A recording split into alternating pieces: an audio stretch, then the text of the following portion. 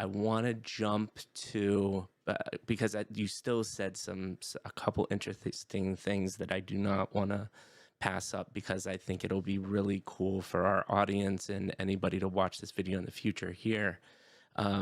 So you make the jump, right? And you're now in San Francisco.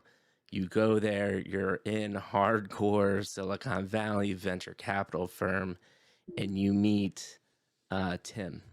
And so you have a person who has this almost vision of already, and way even before now, which we still say now is early, how big this is going to be. I would love to hear about that experience and kind of some life lessons you learned from, I'm assuming at that point he was in essence a little bit of a mentor to you for a while. Yeah. Would love to hear about that experience. Yeah, that was such an interesting experience, actually, where I really got to learn from Tim, because I mean, he's amazing at what he does, just generally, right? As someone, if you like, respecting someone in their field, right, as a VC, amazing investments, right? So that has been such a pleasure to have witnessed that, and be a part of that with him. Tim is, it's interesting, right? Because that space and like learning with Tim is also like the opposite of me, and like what I ultimately like wanted to represent, and like what I thought of that space at the time, of the VC space at the time, right? I like found it like hugely elitist. So like, as with many things in my life, I had a love-hate relationship to that space as well, right? Yeah. People I was working with too. Yeah, and I was real quick. I'm interested in that. Is like, how do you define Tim as a person? Like, what were maybe some strengths, some weaknesses? Like, what was that? What was this? Who is this person that you were working with? Can you like visualize that for us a little bit? Yeah, so just wildly passionate, and so convinced of the value of crypto, of like Bitcoin, blockchain, so convinced. And it was so early that he was really talking about the space. And it wasn't even so much that he was into it, because there were other people that were into it, but he was so publicly into it. Like always talking about it, every opportunity that he was like in a public setting, he'd be like talking about blockchain, trying to get people involved. Like I said, he was buying the Bitcoin on Silk Road. It felt like it was as if it was, you see people, or you have friends that like they will take any extra money they have and put it into like this hobby, right? Like any extra money will go into this hobby. Like that's what it felt like with Tim, right? Obviously, like his extra money is a lot more than everyone else.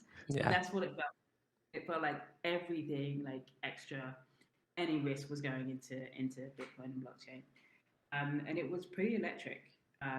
Just his conviction for it. Like there's been a couple of people and points in my life, one of them being now and one of them being with Tim, where I have had the pleasure to work with people that are so convinced of what they're doing, that it's just unbelievable to work with them. And that's what it's been. That's what it was like with Tim in the beginning. Him as a character, if you've kind of read anything about him, he's like larger than life. He's quite loud. Right? He's a loud person. He's an eccentric person as well. He's really tall. Like so, he's quite like he's quite dominating as a person because he's loud and he's tall. Yeah.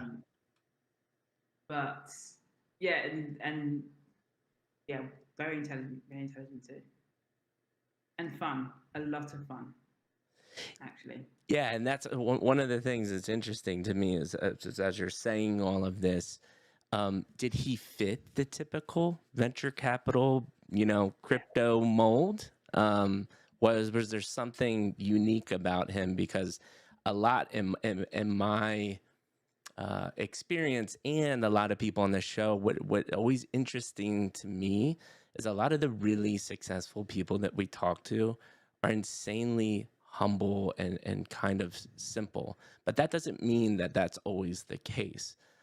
Yeah. How was Tim when it came to that stuff? He is such a successful VC, and he comes from a long line of VCs. Yeah, I was gonna say he's So third generation, right? yeah, yeah, he's a Draper. Yeah. Like he is like Silicon Valley embodied in a person. Right, Um, right, and him in the crypto space actually, I I, I think like made a lot of sense. Like it like not that's not the right word. It felt um it felt quite natural, I guess, because he's a risk taker.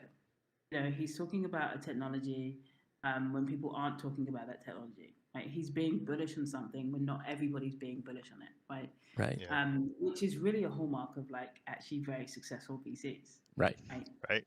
Um, so you know, he was like the person who's like all in on Tesla, like early, Yep. like really, really early. You Yep. know, so it actually like felt quite natural that he was really pushing for this space. yeah, Um, and then you know, subsequently because of that, it also felt like, wow, this feels like a thing right. because of that. Yeah. No, no, that makes sense, and he is probably an example of, and it makes sense now that Maddie said, third generation. He's been around it for a long time. So him to embody what you would think a VC, Silicon Valley person would be, totally makes sense.